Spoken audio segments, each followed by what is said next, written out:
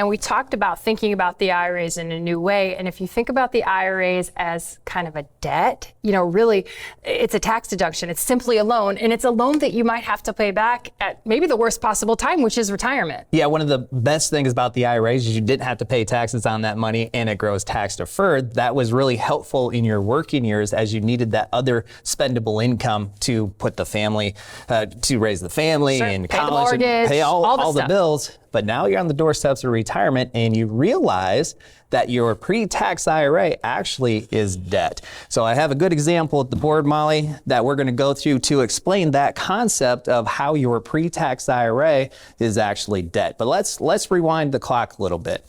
You're 10 years away from retiring and you're really starting to think about this magical time when you don't have to work anymore, but you're focused on paying off your debt. So you work really hard to pay off the debt so you have more discretionable income in retirement. Now you're 2 years away from retiring. The only debt left is your mortgage. And so you're really focused on paying down your mortgage. And in fact, you realize that the biggest debt that you had over the course of time was your mortgage. But now you've worked really hard to pay that off and you're ready to retire. So you're ready to retire and you realize, in fact, you're not debt free because the income that you're taking from your IRA is still taxable, which is a debt to the IRS. So what we're going to do is we're going to show you how no tax planning versus tax planning going through retirement can really increase your spendable income and decrease the debt that you have to pay to the IRS. So first, we're going to say you don't do tax planning. You retire, you start taking income from your pre-tax IRA like you've always planned. You have a good life over the course of retirement because you have that income. And essentially what takes place is you pay $190,000 over the course of your projected 25-year time frame in retirement. You started with the $500,000 IRA and you paid $190,000 of that tax debt to the IRS doing no tax planning. But you're not done paying your taxes because when you pass away, you still have a balance in your IRA that hasn't been paid, that tax bill that has not been paid. That is paid by your beneficiaries to the total of about $120,000. So if we add up the tax bill that you paid over the course of your life and the tax bill that your beneficiaries paid when you passed away, that totals about $310,000 of IRS debt that you paid on the starting balance of $500,000 pre-tax. So you had a comfortable retirement, but the question is, can you do better?